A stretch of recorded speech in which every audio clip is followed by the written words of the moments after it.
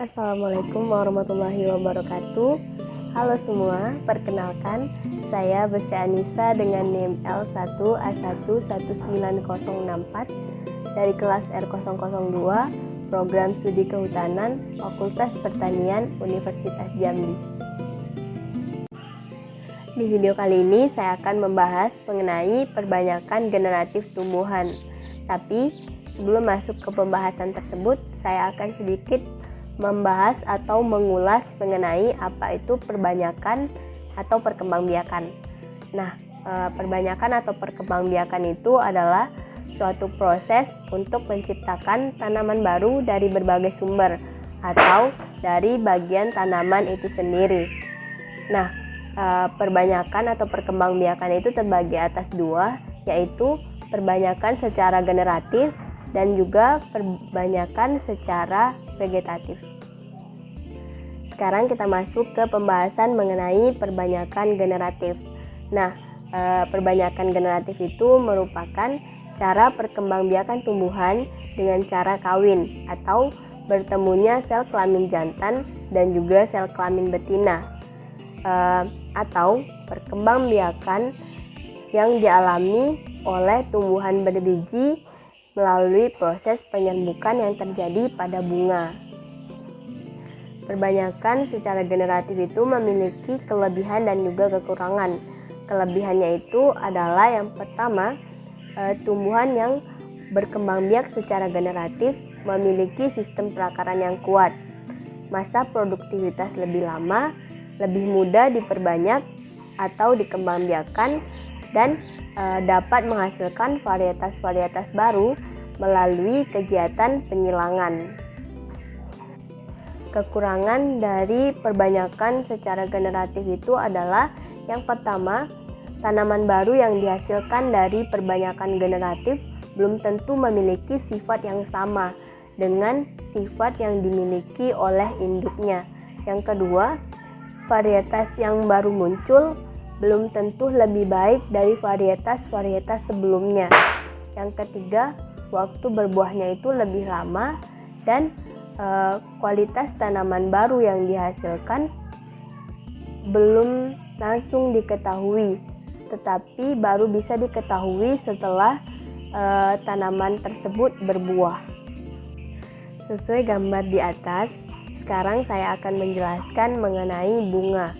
Pada perbanyakan generatif, bunga ini berperan penting sebagai organ atau alat perkembangbiakan pada tumbuhan berbiji tertutup atau lebih dikenal sebagai angiosperma.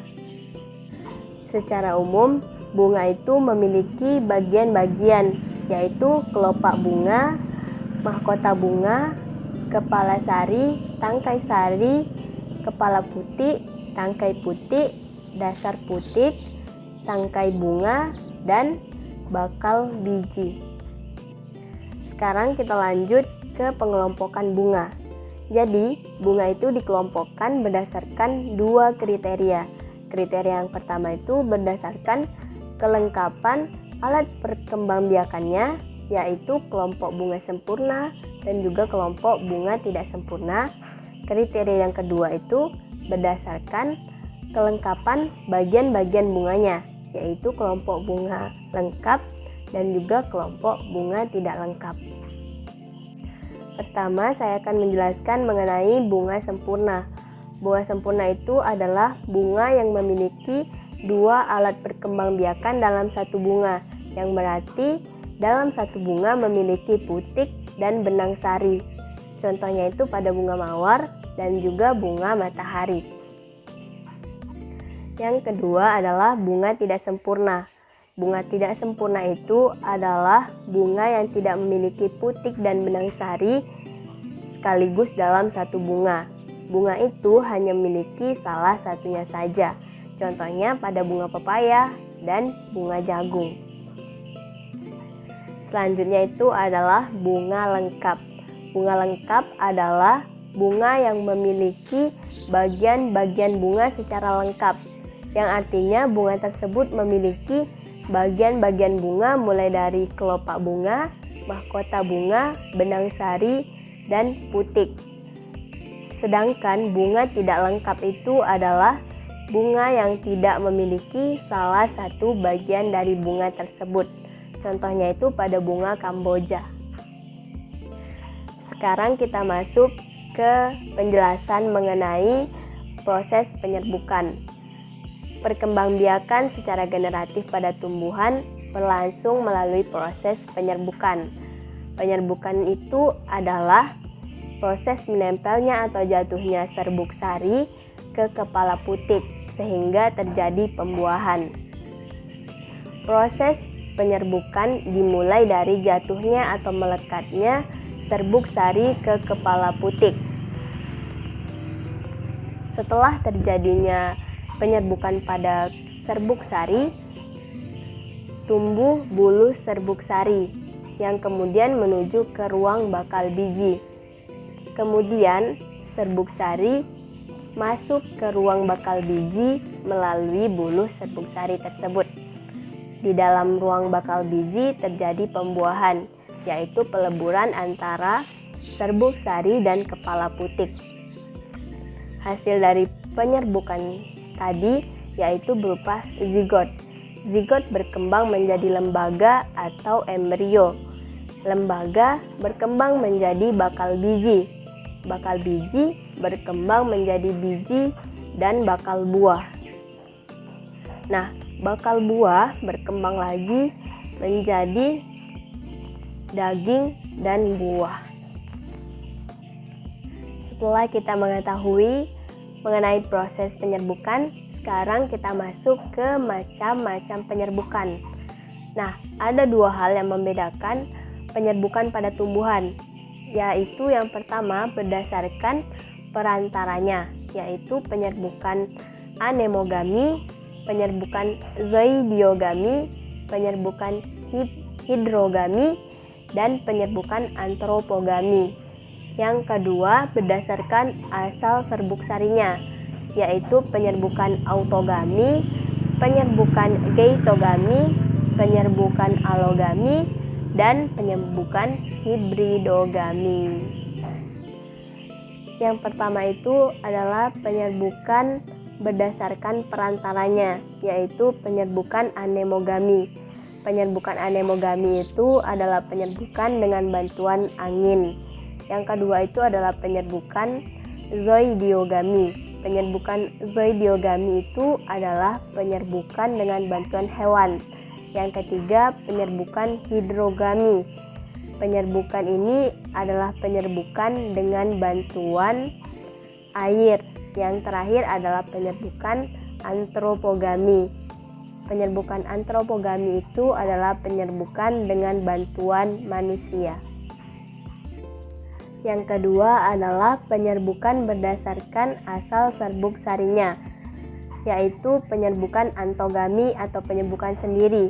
Penyerbukan antogami adalah penyerbukan pada suatu bunga di mana serbuk sarinya berasal dari bunga itu sendiri. Selanjutnya itu ada penyerbukan geitogami atau penyerbukan tetangga. Penyerbukan ini adalah penyerbukan pada suatu bunga yang serbuk sarinya berasal dari bunga lain pada tumbuhan tersebut. Selanjutnya ada penyerbukan alogami atau penyerbukan silang. Penyerbukan ini adalah penyerbukan pada suatu bunga yang dimana serbuk sarinya berasal dari bunga lain pada tumbuhan lain tetapi masih sejenis. Yang terakhir adalah penyerbukan hibridogami atau penyerbukan bastar. Penyerbukan hibridogami ini adalah penyerbukan pada suatu bunga di mana serbuk sarinya berasal dari bunga lain pada tumbuhan lain yang tidak sejenis. Selanjutnya kita masuk ke pembahasan mengenai benih. Benih ini merupakan salah satu alat reproduksi pada tanaman yang dilengkapi dengan organisasi yang teratur rapi dan juga memiliki cadangan makanan yang cukup untuk melindungi tanaman tersebut serta memperpanjang kehidupannya. Cadangan makanan di sini berupa protein, lemak, dan juga karbohidrat. Nah, gambar di atas merupakan proses pembentukan benih, sama seperti yang sudah saya jelaskan di proses penyerbukan tadi. Jadi kita lanjut ke pembahasan mengenai perkembangan benih. Nah, perkembangan benih ini yang pertama ada histodiferensiasi, yaitu satu sel zigot yang membelah secara mitotik dan berdiferensiasi menjadi embrio. Yang kedua, pemasakan, yaitu tidak ada terjadi pembelahan sel dan akumulasi cadangan makanan. Yang ketiga, desikasi, yaitu penurunan metabolisme KRNKA yang menyebabkan embrio tidak aktif. Yang keempat, kering panen, yaitu indikasi masa fisiologis mencakup metabolisme rendah serta embrio tidak aktif. Yang kelima, perkecambahan, yaitu tumbuhan kecil yang baru keluar dari biji yang masih bergantung pada persediaan makanan yang ada pada biji tersebut. Sekarang kita lanjut pada struktur atau bagian-bagian dari benih. Nah, struktur benih itu ada 3, yaitu yang pertama, testa atau kulit benih yang berfungsi melindungi embrio dan juga cadangan makanan biji tersebut. Nah, yang kedua, poros embrio atau lembaga yang berfungsi membentuk akar, batang, dan juga daun. Yang ketiga ada jaringan penyimpan cadangan makanan yang berfungsi sebagai sumber energi untuk proses perkecambahan benih tersebut. Setelah kita membahas tentang benih dan struktur-struktur benih, sekarang kita masuk ke tipe-tipe perkecambahan benih. Nah, perkecambahan benih itu ada 2 tipe, yaitu yang pertama tipe perkecambahan epigeal, yang kedua tipe perkecambahan hipogeal. Nah, tipe epigeal yaitu pada saat proses perkecambahan, hipokotilnya itu memanjang sehingga plumula dan kotiledon muncul ke permukaan tanah, dan kotiledon melakukan proses fotosintesis selama daun tumbuhan tersebut belum terbentuk. Yang kedua itu tipe perkecambahan hipogeal. Tipe ini pada saat perkecambahan epikotilnya itu memanjang sehingga plumula keluar menembus kulit biji dan muncul di permukaan tanah, sedangkan kotiledonnya itu tertinggal di dalam tanah.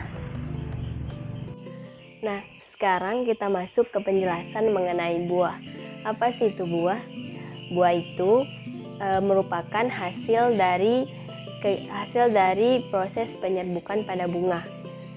Buah itu termasuk organ pada tumbuhan berbunga yang merupakan perkembangan dari bakal buah. Nah, adapun fungsi buah itu sebagai cadangan makanan, dan juga buah itu berfungsi sebagai pembungkus atau pelindung dari biji. Ada 4 struktur penyebaran buah dan biji. Yang pertama itu adalah zookori. Zookori itu adalah penyebaran alat perkembangbiakan atau buah atau biji dengan bantuan hewan. Nah, ciri-ciri buahnya itu adalah berdaging, berarilus, berwarna menarik, manis, dan dapat dimakan. Yang kedua itu adalah anemokori. Anemokori itu penyebaran alat perkembangbiakan atau buah atau biji dengan bantuan angin. Nah, ciri-ciri buahnya itu memiliki sayap, berambut, berkantong udara, dan berukuran kecil. Yang ketiga itu hidrokori. Hidrokori itu adalah penyebaran alat perkembangbiakan atau penyebaran buah atau biji dengan bantuan air. Nah, ciri-ciri buahnya itu tersusun oleh 3 lapisan. Lapisan yang pertama itu tipis namun kuat dan mengkilap. Lapisan yang kedua atau lapisan tengah itu ada tebal. Lapisan ketiga atau lapisan yang paling dalam itu memiliki sifat yang kuat dan keras. Nah, yang keempat itu adalah antropokori. Antropokori itu adalah penyebaran alat perkembangbiakan atau penyebaran buah atau biji dengan bantuan manusia. Nah, ciri-cirinya itu, ciri-ciri buahnya itu adalah memiliki kait, berambut, memiliki duri, berbulu, dan lengket. Nah, sekarang kita masuk ke penjelasan atau pembahasan mengenai dormansi. Nah, dormansi, pertumbuhan suatu tanaman itu dimulai dari perkecambahan. Pada proses perkecambahan ini dipengaruhi oleh kondisi biji atau kondisi lingkungan sekitar. Terkadang suatu biji tidak dapat berkembang atau tidak dapat berkecambah padahal kondisi lingkungannya itu sudah sesuai. Pada kondisi ini disebut juga dengan masa dormansi. Nah, dormansi ini merupakan suatu keadaan berhenti tumbuh yang dialami oleh organisme hidup atau bagiannya sebagai tanggapan atas suatu keadaan yang tidak mendukung pertumbuhan secara normal. Nah, dormansi ini timbul akibat adanya suatu reaksi atas kondisi fisik atau kondisi lingkungan tertentu.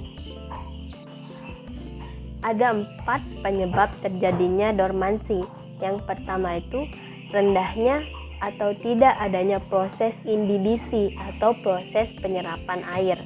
Yang kedua, proses respirasi tertekan atau proses respirasinya itu terhambat. Yang ketiga, rendahnya proses metabolisme cadangan makanan. Yang terakhir itu rendahnya proses mobilitas cadangan makanan. Ada 6 cara-cara pemecahan dormansi. Yang pertama itu dengan perlakuan mekanis, yang kedua dengan perlakuan kimia, yang ketiga dormansi yang disebabkan oleh hambatan metabolis pada embrio, yang keempat perlakuan dengan perendaman air, yang kelima perlakuan dengan cahaya, yang keenam perlakuan dengan suhu. Nah, cara pemecahan dormansi itu yang pertama dengan perlakuan mekanis. Nah, perlakuan mekanis ini dilakukan dengan skarifikasi. Skarifikasi mencakup cara-cara seperti menggosok biji dengan kertas amplas, melubangi biji dengan pisau, atau pemecahan kulit biji. Tujuan dari perlakuan mekanis ini adalah untuk melemahkan kulit biji yang keras sehingga lebih permeabel terhadap air dan gas. Nah, yang kedua dengan perlakuan kimia. Tujuan dari perlakuan kimia ini adalah agar kulit biji menjadi lebih mudah dimasuki air pada saat penyerapan air. Perlakuan kimia ini menggunakan larutan asam yang kuat seperti asam sulfat, asam nitrat dengan konsentrasi yang pekat. Nah, yang ketiga itu adalah dormansi yang disebabkan oleh hambatan metabolis pada embrio. Nah, dormansi ini dapat disebabkan oleh hadirnya zat penghambat perkecambahan dalam embrio. Zat-zat penghambat perkecambahan ini berupa zat amonia, zat asam absitat, benzoik asid, alkaloid, dan lain-lain. Yang keempat itu perlakuan perendaman dengan air. Nah, perlakuan perendaman dengan air ini dilakukan dengan menggunakan air panas dengan tujuan memudahkan penyerapan air oleh benih. Yang kelima itu adalah perlakuan dengan suhu. Nah, pada perlakuan dengan suhu ini cara yang biasa digunakan adalah dengan memberikan temperatur rendah pada keadaan yang lembab atau disebut sebagai stratifikasi. Nah, selanjutnya perlakuan dengan cahaya. Cahaya berpengaruh terhadap perkecambahan dan laju perkecambahan. Cahaya mempengaruhi perkecambahan dalam 3 cara. Yang pertama, intensitas cahaya, yang kedua, kualitas cahaya, yang ketiga, panjang hari.